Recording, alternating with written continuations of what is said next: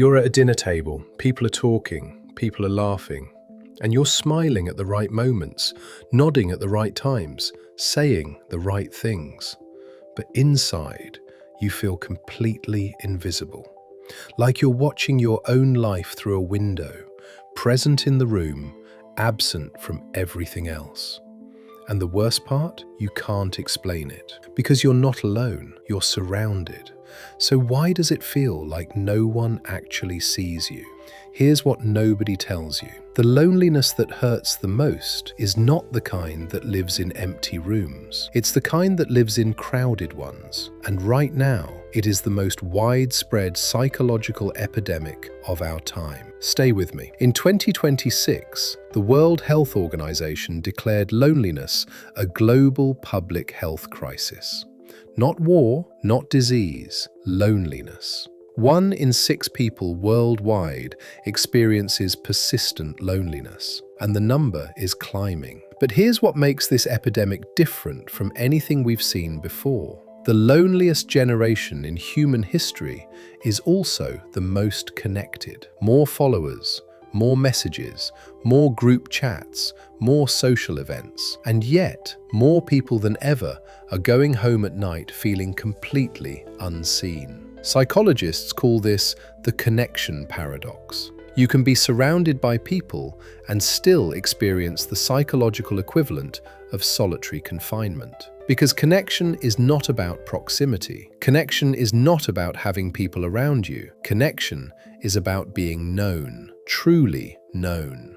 The person you are at 2 a.m. when you can't sleep. The thoughts you've never said out loud. The version of you that exists before you perform the version of you that everyone else gets to see. And for most people, that person lives in complete isolation, even in a room full of people. Here is the psychology behind why this happens. From a very young age, most of us learn something dangerous. We learn that certain parts of us are acceptable and certain parts of us are not. Maybe you learned that being sad made people uncomfortable, so you learned to smile through it. Maybe you learned that having needs made people pull away, so you learned to have none. Maybe you learned that being too much meant losing people, so you became less, smaller, safer, more palatable. And over time, you got so good at performing the acceptable version of yourself that you started doing it automatically. Even with people you love, even in your most intimate relationships, you show up,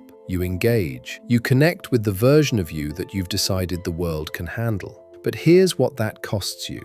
Every relationship you build from behind that performance is a relationship built with a character, not with you. Which means even when they love you, they're not loving you. They're loving the performance. And somewhere deep inside, you know it. And that knowing is one of the loneliest feelings that exists. If you've ever felt like people love a version of you that isn't fully real, drop "seen" in the comments right now. Because I want you to know you are not alone in this. And if this video is helping you put words to something you've felt for a long time, share it with someone who needs to hear it. Now let's talk about why this happens on a deeper level. Your brain has a fundamental need, not just for people, for attunement. Attunement means someone sees not just your behavior, but the inner world behind it. Your real emotions, your real fears, your real self. When that need goes unmet, your brain registers it as a threat. The same neural pathways that fire when you experience physical pain fire when you feel socially invisible. Being unseen by people who are physically present hurts in the same measurable way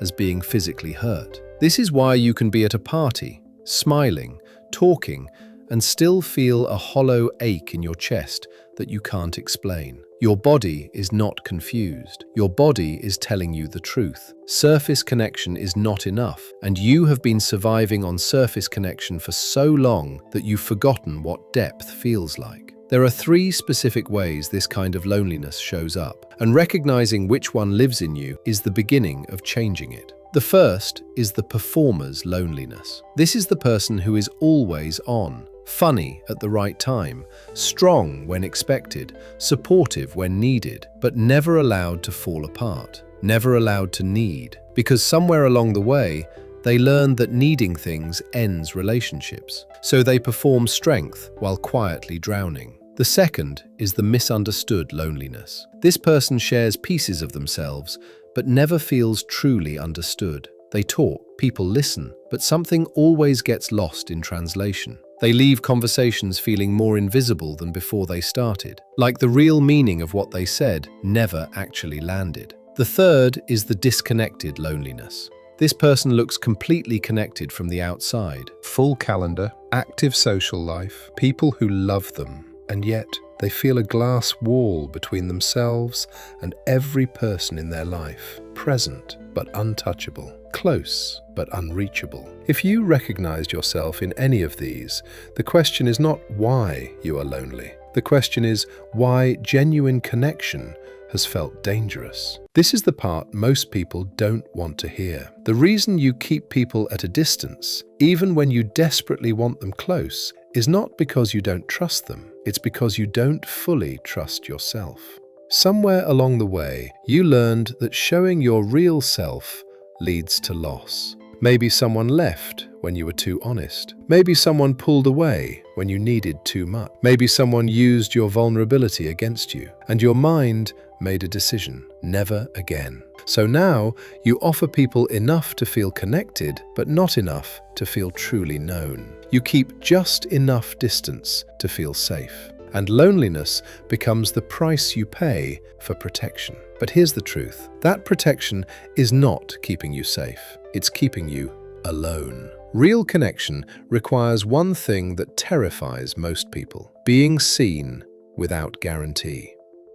Letting someone know the real version of you without knowing in advance if they'll stay. That is terrifying, especially if you've been hurt before. Especially if showing up fully has cost you something in the past. But here is what I need you to hear. The loneliness you feel right now is not evidence that you are unlovable. It is evidence that you have been protecting something precious from a world that once felt unsafe. And healing from this kind of loneliness is not about finding more people. It is about allowing one person to see one real thing about you.